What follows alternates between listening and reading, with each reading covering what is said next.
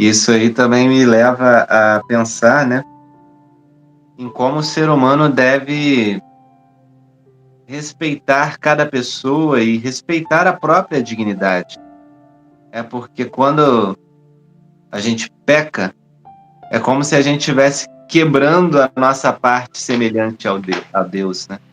Porque na queda, o ser humano, ele deixa de ser imagem e semelhança de Deus.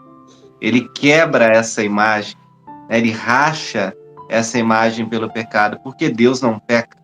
E aí a gente como que quebrou essa imagem, né?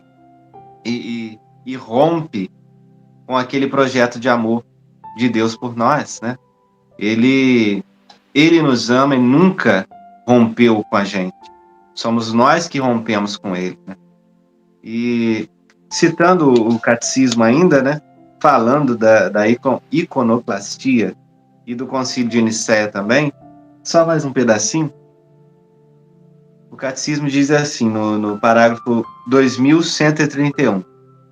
Foi se fundamentando no mistério do Verbo encarnado que o Sétimo Concílio Ecumênico de Nicéia, em 787, que meu irmão já estava citando aí, né, justificou contra os iconoclastas o culto dos ícones.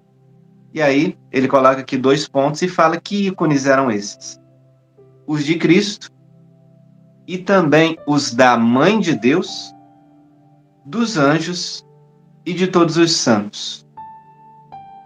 Interessante que 787, antes de qualquer igreja protestante ter surgido,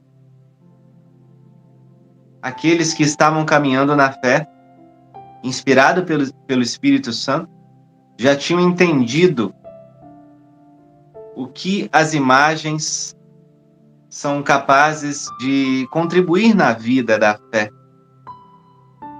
Foi vivência prática, né?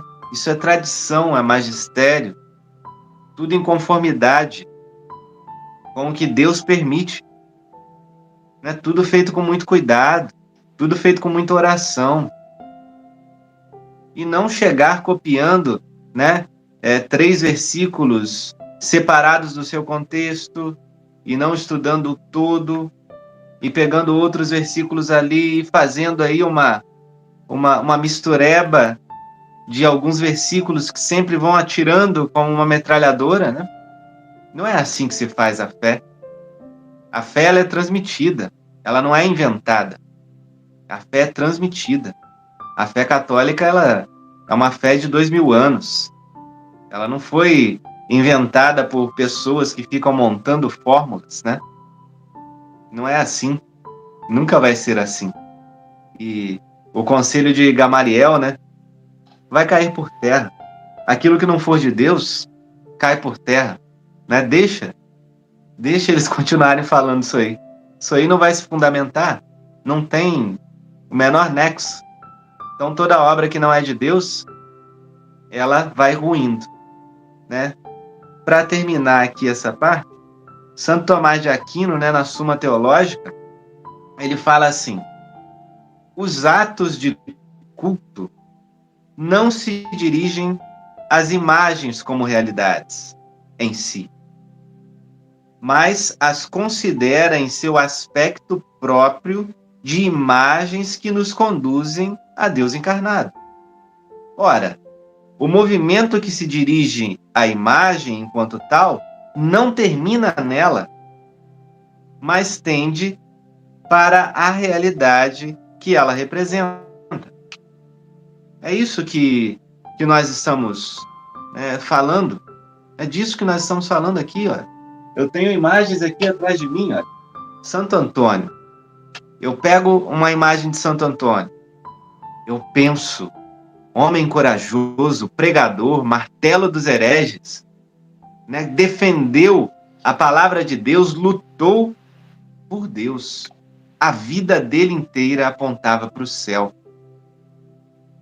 Essa imagem me remete a Deus. Não me leva a adorar Santo Antônio. Me leva a admirá-lo e utilizar o seu exemplo para me aproximar de Deus. Ora, não podemos cair nesse erro, né? Temos outro aqui, olha. Santa Rita de Cássia. Que grande santa. Pela oração, né, foi capaz de converter um marido pagão, complicado, violento. Ela que viveu vários estados de vida, né? Ela foi esposa, ela foi viúva, foi religiosa, entregou os filhos nas mãos de Deus e falou: olha, se for para eles cometerem pecado, meu Senhor, leva-os. Pode levar. Eu não quero que eles vivam se for para eles se condenarem. Lembrando de Santa Rita, olhando para a imagem dela, além de ter um exemplo de mãe, de mulher, de esposa, de religiosa, eu penso em como Deus é bom. Eu penso em como ela amou a Deus e como eu posso amar mais se ter um bom exemplo. Veja o que as imagens, o que os ícones nos apresentam. Né?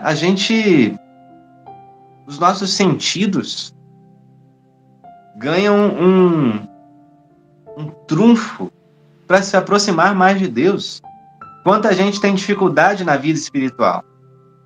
As imagens ajudam, os quadros, as pinturas, as músicas, né? São instrumentos sensíveis. Você pensa nisso, né? Uma liturgia bem feita, né? Uma Santa Missa bem celebrada, o belo que aponta para Deus. Tudo isso é um conjunto que nos envolve e eleva a nossa alma. E aí eu lembro de Santa Teresinha, impossível não lembrar, né? A oração é um mover do coração na direção de Deus. As imagens movem o nosso coração na direção de Deus. Será que está tão difícil de entender assim? Será que é tão difícil de entender? Eu não... Para mim é tão claro.